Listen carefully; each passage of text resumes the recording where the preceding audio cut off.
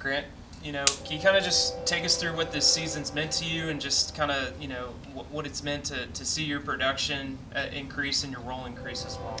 Yeah, it's meant a lot.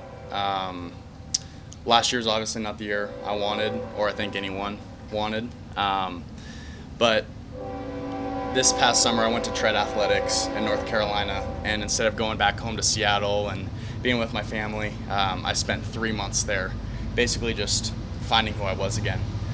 So to kind of have it start to pay off a little bit on the mound has been really cool, and not just for me personally, but just like the team winning the way we are. And there goes the train.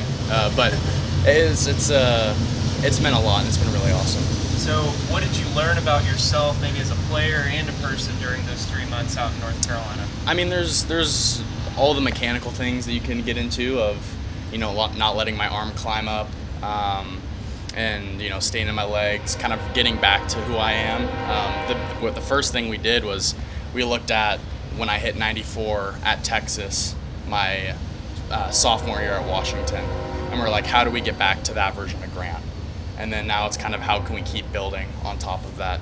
But I think just a lot of it was you wake up, you go to the field, and you go back home. And I was taking some summer classes, but other than that, I really found who I was and how I can perform my best. Early mentioned adding a curveball in. What's that pitch done for you, and when have you felt like it was a reliable pitch for you? That's been a pitch that's been reliable since I was like 5 years old. I was throwing the curveball when people said not to throw the curveball. And that's a pitch that it's not gonna, blow anybody out of the water. It's low to mid 70s, but that's a pitch I threw at Washington. I threw throughout all of high school. And one day JK came up to me. He's like, "Hey, do you still got that?" And I'm like, "Yeah." So we just flipped it in one game. And what it does for me on the pitching side of things, it just keeps hitters off balance. They see that harder slider version, and then the fastball, and everything's kind of around that same speed, and then you just flip in one that totally kind of, gets them off it. What's it meant to you to see your own individual rise kind of coincide with the team finding its winning ways? It's been really cool just to be part of it.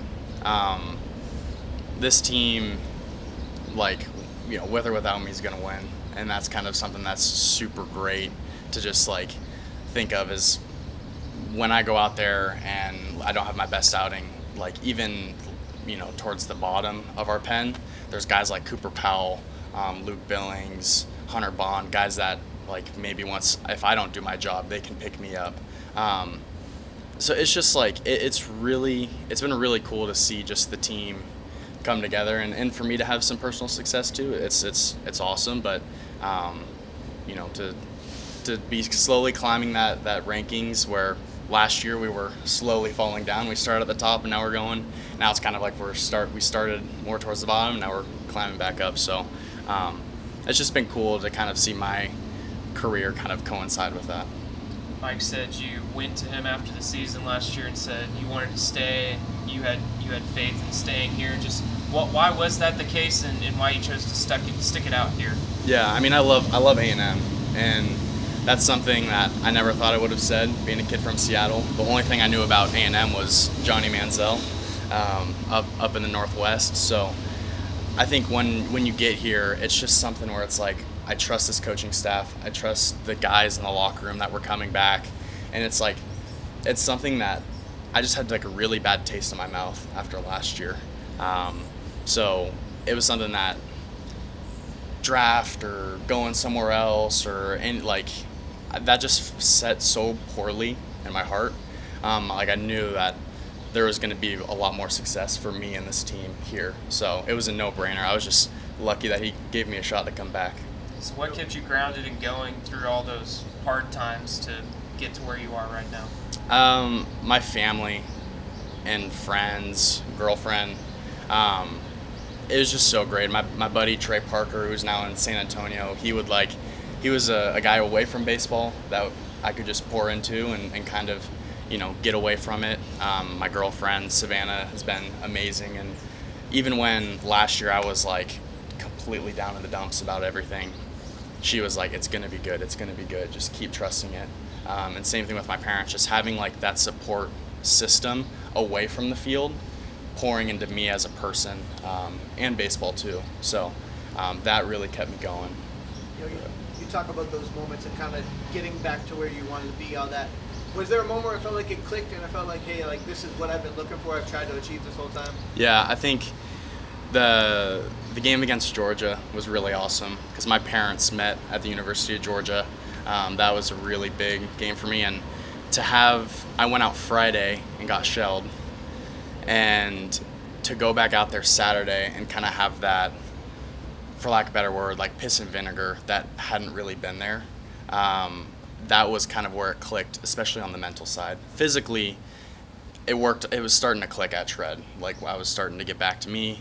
I came back here and I had mono, so I got sick and I didn't pitch throughout the entire fall and had very limited outings in the winter. But I think just that mental competitive side, it really kicked in that Georgia game. Yeah, so how tough was it to not be able to go in the fall and just, what that recovery process was like? I mean, I think the toughest part about it was not being able to get out of bed for about 3 to 4 weeks and missing a lot of finance classes, which was brutal. But that was really hard. And then just not being around the guys, like that's something that when I first was getting back, I wasn't allowed to work out. But just like being back around this team and this culture, I was just so invigorated. So that was the hardest part about it, like not being around just those, like the young guys are so youthful and energetic. Like I feel old saying that, like, I'm a senior, I guess, now. But being around guys like Nico and Luke Billings and even Hunter Vincent, like it's so fun just being around those guys. And just Hunter Bond is my best friend on the team, and just not being around that community for so long really sucked. But yeah. You mentioned Bond and Billings. What do we need to know about those guys after we get to see them pitch for the first time on Tuesday, and what can they provide to this staff? They're A++ human beings. I think that's what can get clouded in all the metrics and strikes and just everything that happens out there. It's so big and it's so awesome that people can forget, like, about being a good person. And those two are two of my favorite guys on the team. Luke is so mature.